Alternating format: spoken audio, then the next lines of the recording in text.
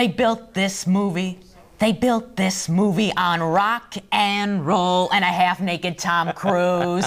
Those are the two elements that keep the film adaptation of the Broadway musical Rock of Ages from completely crumbling apart. This is not your typical movie or your typical movie musical. The time is 1987. A small-town girl living in a lonely world named Sherry, played by Julianne Hough from Footloose, heads off to Hollywood, hoping to make it big as a singer. She meets up with Drew, played by newcomer Diego Boneta, who works at the Bourbon, the most popular club on the Strip. He's also a wannabe singer with dreams of becoming a star. He gets Sherry a job at the club, and soon they're falling in love. But as often happens in the movies, a misunderstanding fouls things up. At the same time, the mayor's wife, Catherine Zeta-Jones, wants to shut the Bourbon down, mainly because of Stacey Jaxx, played by Cruz, a rock legend who's performing at the club for the last time with his band Arsenal before he goes solo. There are also subplots involving Stacey's manager, Paul Giamatti, Malin Ackerman, who plays a Rolling Stone reporter doing a story on Jaxx, Mary J. Blige, who becomes Sherry's new friend, and Alec Baldwin and Russell Brand, the owner and manager of the struggling club.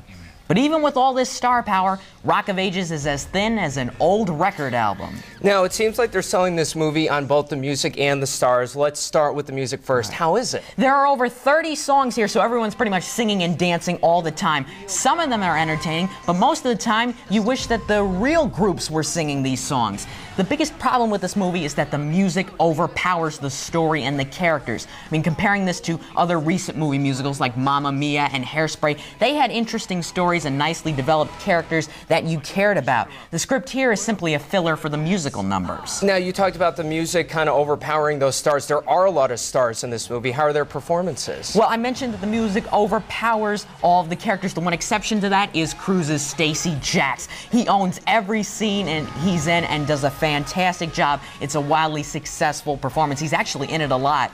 Everybody else tries. I mean, Hough is perfectly cast as the naive girl in the big city.